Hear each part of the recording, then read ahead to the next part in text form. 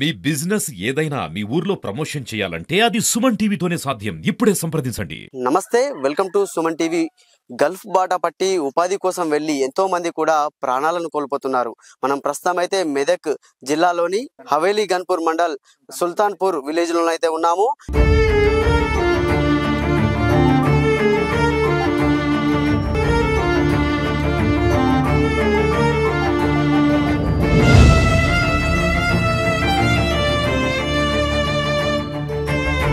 Gulf లో మృతి చెందినటువంటి రామావత్ అస్రం వాళ్ళ ఇంటి దగ్గరికి అయితే వచ్చాము. వాళ్ళ కుటుంబ సభ్యులు ఉన్నారు. అసలు దుబాయ్కి ఎప్పుడు వెళ్ళారు, అసలు మృతి చెందిన విషయం వాళ్ళకు ఎప్పుడు తెలిసింది అనేది కూడా వాళ్ళ కుటుంబ సభ్యులను అయితే మనం అడిగి తెలుసుకుందాము.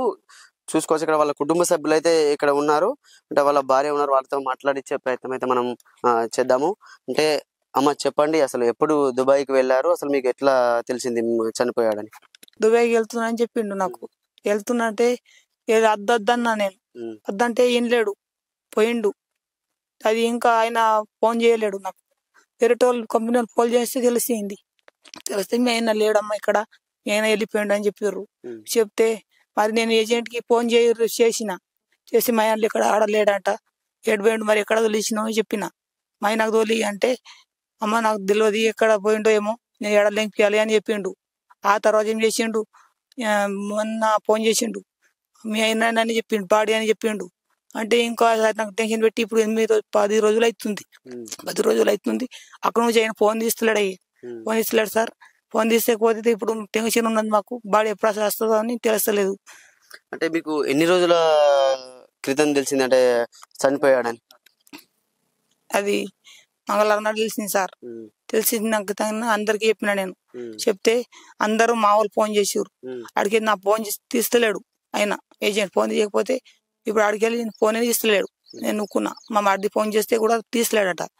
ఇప్పుడు అట్లని మాకు ఎప్పుడు బాడేస్తుంది ఎప్పుడు అని చెప్పి మొన్న చెప్తలేడు. ఇప్పుడు మా వాళ్ళు వస్తే చెప్తే వాళ్ళకి ఏం చెప్తలేడట. అంటే ఇప్పుడు ఫోన్ కూడా తీస్తలేడు. ఫోన్ చేస్తే కూడా ఏజెంట్ ఫోన్ తీస్తలేడు. అట్లని మా ఆయన అక్కడ ఏమైందో అని మాకు తెలుస్తలేదు అయ్యా, తెలుస్తలేదు. ఇది వరకు ఎప్పుడైనా వేడా దుబాయ్? ఇదే మొదటిసారా? ముందు వెళ్ళిండు, మంచిగా వేసుకొని వచ్చిండు. ముందు మంచిగా వేసుకొని వస్తే ఇంకా పోయి అక్కడ కావచ్చు అనుకున్నా నేను, కానీ ఇంత ఉల్తి నాకు తెలియదు అయ్యా. ఎట్లా చనిపోయింది అని చెప్తున్నారు వాళ్ళు? అంటే ఇప్పుడు ఏమైనా ఆరోగ్య సమస్యలా లేకుంటే ఇంకా ఏమైనా జరిగింది అక్కడ? ఏమంటారు ఒక్కోసారి ఏమంటారు, ఇప్పుడు మొన్న ఏమన్నారు యాక్సిడెంట్ అయింది చెప్పిండు. ఇప్పుడు ఏమంటున్నాడు అంటే ఇప్పుడు అది ఈ ఆటోట చచ్చిపోయిండు అని అంటారు. అట్లా అంటారు. అంటే ఇప్పుడు ఏది అయితే నాకు తెలుస్తలేదు. ఇప్పుడు ఆయన బాడీ ఇప్పుడు ఇవాళ రేపు అని చెప్తుర్రు. ఆయన బాడీ అయినా తెలుస్తలేదు. ఆయనకు ఇట్లా వచ్చిన అడిగితే కూడా బాడీ ఇట్లా అయిందని చెప్తుర్రు. అని ఏం నాకు ఇంకా తెలుస్తలేదు, ఇంకా అయినది జడం తెలుస్తలేదు. అట్లా అవుతుంది. అంటే మనతో పాటు కూడా ఇంకా వాళ్ళ సంబంధించిన కుటుంబ సభ్యులు కూడా ఉన్నారు. పూర్తి వివరాలు ఇంకా తెలుసుకుందాం. అంటే ఇప్పుడు ఈయన దుబాయ్కి ఎప్పుడు వెళ్ళారు, అక్కడ అధికారులు అంటే సంప్రదించారా మీరు ఇక్కడ లోకల్లో? సంప్రదించాను. నమస్కారం సార్. అయితే నా పేరు రామావత్ మంగ్య. ఏజెంట్కు ఫోన్ చేశాం సార్. మొన్న సోమవారం నాడు తెలిసింది, 3వ తారీఖు నాడు తెలిసే వరకు అడిగే వరకు ఇట్లా అయింది. కంపెనీ నుంచి వేరే వరకు వెళ్ళిపోయాడు. వేరే వరకు వెళ్ళిపోయి పిడ్స్ వచ్చి చనిపోయిండు అని కూడా చెప్పారు. చెప్పిన తర్వాత కన్ఫామ్గా తెలిసే వరకు తర్వాత మా వాళ్ళు కూడా ఎక్కడికి వెళ్ళారు, ఏజెంట్ దగ్గరికి వెళ్ళారు. ఏజెంట్ దగ్గరికి వెళ్తే నాకు కూడా కన్ఫామ్గా తెలుస్తలేదు. అక్కడికి వెళ్తే తెలిసిన తర్వాత మీకు రిపోర్ట్ పంపిస్తామని చెప్పారు. రిపోర్ట్ పంపిస్తాం చెప్పిన తర్వాత కూడా మేము ఫోన్ చేస్తే కూడా లేపకపోయే వరకు మొన్న ఆదివారం నాడు ఏజెంట్ మన మైనంపల్లి దగ్గరికి వెళ్ళిన తర్వాత సోమవారం రండి బాబా అని చెప్పారు. సోమవారం కూడా వెళ్తే మొత్తంగా డీటెయిల్ తెలిసింది. హార్ట్ అని వచ్చి చనిపోయాడు అని అయితే తెలుస్తుంది. ఎప్పుడు వస్తుంది బాడీ అంటే 20 తారీఖు వరకు రావచ్చు, రాకపోవచ్చు. అవర్ దాకా అయితే వెయిటింగ్ చేయండి అని చెప్పారు సార్. అంటే ఇక్కడ అంటే మీరు పోలీస్ స్టేషన్లో ఇట్లా సంప్రదించారా మరి? ఇక్కడ లోకల్ పోలీస్ స్టేషన్లో? అంటే పోలీస్ స్టేషన్లో పెడతామంటే మీకు బాడీ కావాలన్నా లేకుంటే మీ ప్రయోగం మీరు చేస్తారని చెప్పే వరకు మాకు కూడా అంత దూరం నుంచి కనబడతలేదు. కాబట్టి బాడీ కూడా వస్తే కూడా ఏదైనా ఏజెంట్కు తరపున ఏదైనా బాడీ తీసుకుపోయి మనం మాట్లాడగలుగుదామని మేము అనుకున్నాం సార్. అయితే ఇప్పుడు ఏజెంట్కు చెప్తే మొన్న రిజల్ట్ ఏమొచ్చిందంటే మొన్న చనిపోయిండు అన్నట్టు తెలిసింది. మొత్తం కన్ఫామ్గా ఏజెంట్కి ఏం తెలుస్తలే. అక్కడ ఉన్నవాళ్ళు కొండాపూర్ మన కామారెడ్డి తరపున నుంచి మన బంజారా తండ నుంచి మొత్తం అక్కడ ఉన్న వాళ్ళకు ఫోన్ చేస్తే మన బాడీ మన దగ్గరనే ఉంది, కన్ఫామ్ గా బాడీ మనదే ఉంది. ఇంకా ఏం డెడ్ బాడీ అయిపోయింది. ఇంకో పోస్ట్ మాస్టర్ అయిన తర్వాత మనకు మొత్తం రిపోర్ట్ గా తెలుస్తా అని చెప్తుంటారు సార్. అంటే ఎన్ని రోజుల క్రితం ఇతను దుబాయ్ వెళ్ళడం జరిగింది మరి? 8వ నెల 10వ తారీఖు నాడు వెళ్ళాడు సార్ ఇక్కడ నుంచి. పోయిన సంవత్సరం ఏం చేశాడంంటే అదే ఏజెంట్ హైదరాబాద్ నుంచి పంపాడు సార్. ఇప్పుడు ఈ ఏజెంట్ ఏం చేశాడంటే ఇక్కడ నుంచి నిజామాబాద్ నుంచి ఎక్కడ తీసుకువెళ్ళాడంటే మన ముంబైకి తీసుకువెళ్ళాడు. అక్కడ నుంచి జర హెల్త్ ప్రాబ్లం వల్ల నా ఏమైందో 3 రోజులు జర్నీ చేసే వరకు కాలు మొత్తం ఉబ్బిపోయినట్టు తెలుస్తుంది. అదే ప్రాబ్లం సార్ మాది. ఇంకా వాళ్ళ పిల్లలు కూడా ఉన్నారు, 2 ఆడపిల్లలు, ఒక మగపిల్లవాడు కూడా ఉన్నాడు. అంటే వాళ్ళ అడిగి తెలుసుకుందాం వాళ్ళ డాడీ ఎప్పుడు దుబాయ్కి వెళ్ళాడు అనేది. అంటే ఎట్లా తెలిసింది మీకు సమాచారం ఇది? మాకు సమాచారం నాకు తెలియకపో, నేను మొన్నటిదాకా హాస్టల్ ఉండే ఆదివారం రోజు వచ్చిన బాబాయ్ తోలుకొచ్చిండు. సడన్ గా చెప్పేసరికి ఏడుపు వచ్చింది. అందరు చెప్తుర్రు మంగళవారం తెలిసిందని, కానీ మా డాడీ బతికే ఉన్నాడేమో అని కొంచెం హోప్ ఉంది మాకు. వాళ్ళైనా సహాయం చేస్తే ఉండి మా గుడిస మా మమ్మీకి ధైర్యం మేము ఇయ్యాలని ఇక మేము కూడా ఉంటున్నాం. అంటే నాన్న ఎన్ని సంవత్సరాల క్రితం నుంచి దుబాయ్ వెళ్తున్నాడు? నేను 8th క్లాస్ 7th క్లాస్ ఉన్నప్పుడు నన్ను హాస్టల్ వేసేసి వెళ్ళిపోయిండు డాడీ. వెళ్ళిపోయిన తర్వాతకి 8th క్లాస్ కి వచ్చిండు. అప్పుడు కరోనా హాలిడేస్ ఉండే. వచ్చిన తర్వాతకి వెళ్ళి 3 సంవత్సరాలు అక్కడ ఉన్నాడు. ఉన్న తర్వాతకి వెళ్ళి 3 సంవత్సరాలకి వచ్చిండు. వచ్చి 3 సంవత్సరాలు ఉండి ఇప్పుడు ఇంకా వెళ్ళిండు సార్. వెళ్ళి నెల అవుతుంది. ఇంకా ఫోన్ మొన్న పోయిన రోజు 12కి పోయిండు డాడీ. డేట్ 12 8వ నెల పోయిండు. పోయి నైట్ అక్కడ దిగిన నేను, మీరు మంచిగా ఉండేరు ఫోన్ ఇస్తలేరని కూడా చెప్పి నాతోనే మాట్లాడినాడు. ఆ రోజు అక్కడ డెలివరీ ఉంటే మమ్మీ అటు వెళ్ళిపోయింది. అయితే నేను మాట్లాడినా, డాడీ ఫోన్ చేస్తావా అంటే ఫోన్ దొరికితే చేస్తా లేకపోతే చేయను అని చెప్పిండు. అయితే డాడీ దగ్గర ఫోన్ లేదు కదా, చేస్తాడేమో అని ఇన్ని రోజుల వరకు ఓపిక పడ్డా. రాఖీ తర్వాత రోజు 20కి నేను హాస్టల్కి వెళ్ళిపోయినా. హాస్టల్ మమ్మీకి అడుగుతూనే ఉన్నా, మేడం ఫోన్ తీసుకొని. ఫోన్ చేస్తుండే డాడీ చేస్తుండా అంటే చేస్తలేడా అనేసరికి మొన్న ఏడ్చేసరికి మమ్మీ చెప్పలేదు, ఇంటికి తోలుకొచ్చిండు బాబాయ్, ఇంట్లో మమ్మీ జ్వరం వస్తుంది వాళ్ళు లేరు ఇంటికాడ అంటే వచ్చిన. నేను వచ్చేసరికి చెప్పేవరకు ఇక ఏం లేదు. ఏజెంట్ కూడా నిన్న ఫోన్ చేసిన, 2 సార్లు ఫోన్ చేసిన కానీ లిఫ్ట్ చేస్తలేడు. ఆయన నుంచి ఏ సమాచారం లేదు. కంపెనీ పై నుంచి మేము తీసుకుంటున్నాం. ఆయన చెప్తేనే కదా మాకు ఏదైనా తెలిసేది. ఆయన ఏం చెప్తలేడు.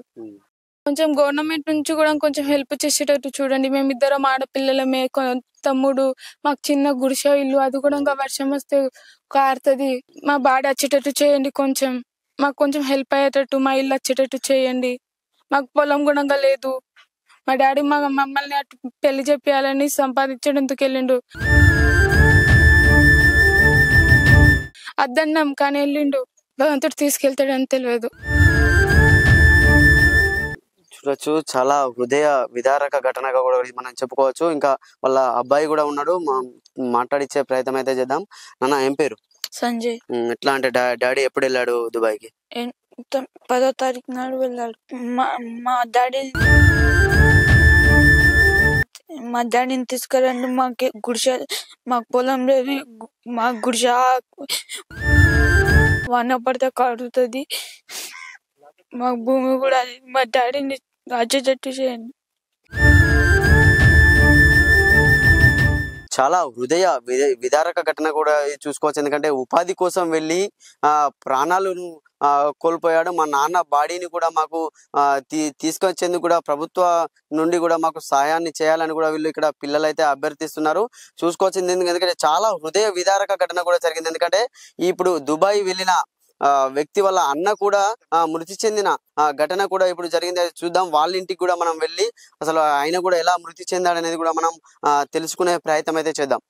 వస్త్రం అయితే దుబాయ్ లో మృతి చెందడం అయితే జరిగింది. వస్త్రం వల్ల అన్న ఇక్కడ సుల్తాన్ తండాలను అయితే ఇక్కడ వీళ్ళు ఇక్కడ జీవనాన్ని అయితే కొనసాగిస్తూ ఉంటారు. చూసుకోవచ్చు, ఇక్కడ ఆయన కూడా తమ్ముడు చనిపోయిన 4-5 రోజుల తర్వాత కూడా నిన్న కూడా బాగానే ఉన్నాడు. అందరితో మాట్లాడాడు. తమ్ముని వివరాలు కూడా అన్ని తెలుసుకున్నాడు. ఎప్పుడు వస్తుంది బాడీ అని కూడా పోలీస్ స్టేషన్ కానీ ఇంకా ఉన్నతాధికారుల దగ్గర కానీ మాతో కూడా కలిసి వచ్చాడు. కానీ రాత్రికి రాత్రే ఆయన మృతి చెందడం అయితే చాలా బాధ కలిగించే విషయం కూడా చెప్పుకోవచ్చు. మనం ఇక్కడికి సుమన్ టీవీ ఇక్కడ వీళ్ళను సంప్రదించంటే దుబాయ్ వెళ్ళిన వస్త్రం గురించి అయితే మనం ఇక్కడికి రావడం జరిగింది. కానీ వస్త్రం వల్ల అన్న కూడా మృతి చెందిన ఘటన అయితే ఇక్కడ జరిగిందని చెప్పుకోవచ్చు. వాళ్ళ కుటుంబ సభ్యులు అయితే ఇక్కడ ఉన్నారు. వాళ్ళ కూతురు కూడా ఉంది. చెప్పండి, అసలు మీ నాన్న ఎట్లా చనిపోయాడు? ఇంటికి 10-11కి అలా ఇంటికి వచ్చిండు. అయితే ఇంటికి వచ్చినాక అన్నం తినలేడు ఇంట్లోకి వచ్చి. అంటే ఆ టెన్షన్ లో బాబాయ్ వాళ్ళు ఇంటికి వెళ్ళిండు. వసరం బాబాయ్ దుబాయ్కి వెళ్ళిండు కదా, అక్కడ వెళ్ళి అక్కడ నుంచి మాట్లాడి వచ్చి మళ్ళీ రిటర్న్ వచ్చి ఆ టెన్షన్ ఈ టెన్షన్ ఎందుకని లోపలికి రాలేడు. అసలు లోపలికి రానిగా నేను, అమ్మ, మా భీమ్లా బాబాయ్ వాళ్ళ కూతురు, మేము ముగ్గురం కలిసి బయట నుంచి లోపలికి పడుకోబెట్టినాం. అంతే, రోజు ఇట్లా పడుకుంటాడని మేము గిన లైట్ ఆఫ్ చేసి పడుకున్నాం. అంతలోపే ఇక మార్నింగ్ లేచే వరకు ఏం లేదు మా డాడీ. సడన్ గా ఇలా అయిపోయింది, అసలు అనుకోకుండా జరిగిపోయింది. అంటే ఇంకా స్థానికంగా ఉన్నటువంటి ప్రజలు ఇక్కడ ఉన్నారు, వాళ్ళని కూడా అది తెలుసుకుందాం. అసలు ఎట్లా ఉండేది? అంటే వస్త్రం చనిపోయాడు కదా, వాళ్ళ అన్న కూడా చనిపోయాడు కదా, చెప్పండి ఎట్లా ఉండేది వీళ్ళు అంత వస్త్రం కంటే ముందు బాగుండేది. అంటే పోయిన మంగళవారం డెడ్ బాడీ అయిందని తెలిసింది. అక్కడ నుంచి తెలిసేసరికి అప్పటి నుంచి డీల్ అయిపోయింది. మనిషిన డీల్ అయిపోయి పోలీస్ స్టేషన్ తిరిగిండు. పోలీస్ స్టేషన్ తిరిగి ఆయనకు ఏజెంట్ ఫోన్ చేసిండు. ఏజెంట్ దగ్గర వెళ్దామని చెప్పి అనుకున్నాం. మైనపల్లి సార్ దగ్గరికి వెళ్ళినాము. ఆయన ఏం సలహా ఇచ్చిండు. మళ్ళీ తర్వాత మా చిన్న బావ వెళ్ళిండు. ఆయన సలహా ఏమి ఇచ్చిండు. దాని తర్వాత డెడ్ బాడీ అయిపోయిందని ఆయన చెప్పారు. దాని తర్వాత మా బాగా పోలీస్ స్టేషన్కి వెళ్ళాడు. పోలీస్ స్టేషన్ ఆయన డెడ్ బాడీ అని చెప్పాడు. అప్పటి నుంచి కూలిపోతుండే. ఇక మెల్లగా వాళ్ళ ఇంటికి పోయి కూలిపోతుంది. మొన్న మొత్తానికి నేను అక్కడనే ఉన్నాను. నేను చూసిన అక్కడనే కూలిపోయిండు. అయితే బావా ఎందుకు కూలిపోతున్నావు, మనిషి ఉంటే మన దగ్గర వస్తుండొచ్చు అని అన్న. అట్లనే ధైర్యం ఆగుతలేదు ఆయనకు. మొత్తం కుమిలిపోయింది మనిషి. కుమిలిపోయేసరికి రాత్రి నాకు 8 గంటలకు కనిపించిండు. బావా ఏడిపోతున్నా అంటే ఏం చేయాలి, టెన్షన్ తట్టుకోలేకపోతున్నా. మా తమ్ముడు లేడు అట్లా అనుకుంటా టెన్షన్కి వెళ్ళిపోతున్నా అని చెప్పిండు నాకు. అట్లా చెప్పేసి బావా మేము ఉన్నాం కదా, అంతమంది బామ్మడు మేము ఉన్నాం కదా అని నేను చెప్పాను. కాదని నేను రా, నాకు బండి మీద వేరే బ్యాగ్ ఉంది, ఆయనకి ఆట వెళ్తుండే ఇటు వస్తున్నా. ఈయన చెప్పిన పోదాం అంటే కాదు మా తమ్ముడు లేడు, నేను వెళ్ళిపోతారా అట్లా అనుకుంటా వెళ్ళిపోయింది. ఇక ఎన్న మాట వినలేడు. ఇక దాని తర్వాత నేను వచ్చి ఈడొచ్చి అడిగిన, అక్క మా ఏమైంది బావా ఇట్లా పోతుండంటే, ఏం చేయాలి తమ్మి, తమ్ముని బాధకి వెళ్ళిపోతుండు, నేను ఎంత అని కావాలి కావాలి. ఇలాంటి 10-11 రోజులు అవుతుంది. మంగళవారం పోయింది. ఇలాంటి 10-11 రోజు తెలిసింది మాట మాకు. అప్పటి నుంచి మొత్తం ఇక్కడ మేము కుమిలిపోతున్నాం. మొత్తం ఆ బాధతో ఆయన మొత్తం తినుడు అంటే బంద్ చేసిన, వాళ్ళు తెలిసిందంటే బంద్ చేసి తినుడు మొత్తం. ఆయన అక్కడ దుబాయ్లో చనిపోయిన అనేసరికి మొత్తం మంచి అనేది కుమిలిపోయింది మొత్తానికి. ఇది నేను చూసిన కష్టం వాస్తవానికి విషయం. ఇది వాస్తవం నేను చూసిన. మొన్న మంచి తినలేడు ప్రస్తుతానికి, ఆ కుమిలిపోతున్నాడు మొత్తం. అంటే తమ్ముడు గత 10 రోజుల క్రితం మృతి చెందాడు. తమ్ముని బాడీ కూడా అక్కడే ఉంది. తమ్ముడు ఇంకా ఉపాధి కోసం వెళ్ళి కూడా మృతి చెందాడు అని కూడా బాధతో కుమిలిపోయి కూడా ఆయన నిన్న రాత్రి అయితే ఇక్కడ మృతి చెందాడని కూడా వీళ్ళు ఇక్కడ చెప్తున్న పరిస్థితి చూసుకోవచ్చు. చాలా దయనీయమైన పరిస్థితి. మనం ఇల్లు చూసుకుంటే మాత్రం చూడండి, పూరి గుడిసెల్లో అంటే వర్షం వచ్చినా కూడా అంటే పరదలు కప్పుకొని వీళ్ళు ఇక్కడ ఉంటున్న పరిస్థితి. చాలా దీనమైనటువంటి పరిస్థితుల్లో వీళ్ళైతే ఉన్నారని చూసుకోవచ్చు. నైట్ ఇక్కడే మేము మా నాన్నను లోపల పడుకోబెట్టాము. రోజులాగానే పడుకుంటాడు కదా, రోజులాగానే లేస్తాడు కదా అని వాళ్ళైతే చెప్తున్నారు. కానీ ఉదయం లేపేసరికి ఎంత లేపినా కూడా వాళ్ళ నాన్న లేవకపోయేసరికి కూడా వాళ్ళు చనిపోయారని నిర్ధారణ అయితే చేసుకోవడం జరిగింది. దుబాయ్లో మృతి చెందిన తమ్ముడి బాడీ కొరకు తిరిగి అన్న ప్రాణం కూడా పోయింది. ఇది చాలా హృదయ విదారక ఘటనగా కూడా చెప్పుకోవచ్చు. వీరి తమ్ముడి బాడీని తెప్పించేందుకు అన్న కూడా ఎంతో ప్రయత్నాలు చేశాడు, కానీ అది విఫలమయ్యాయి. మా తమ్ముడు మృతి చెందాడు, నా తమ్ముడి బాడీ అన్న రావాలి అని ఎంతో వ్యయ ప్రయాసాలకు గురై అన్న కూడా మృతి చెందిన ఘటన చాలా హృదయ విదారక ఘటనగా కూడా చెప్పుకోవచ్చు. కానీ తమ్ముడు బాడీ మాత్రం ఖచ్చితంగా ఇక్కడికి రావాలి, తమ్ముడి బాడీని చూడాలని అన్న కోరిక తీరక ముందే మృతి చెందిన ఘటన మాత్రం చాలా హృదయ విదారకమని చెప్పుకోవచ్చు. కెమెరామెన్ రమేష్ తో సతీష్, సుమన్ టీవీ, సిద్దిపేట.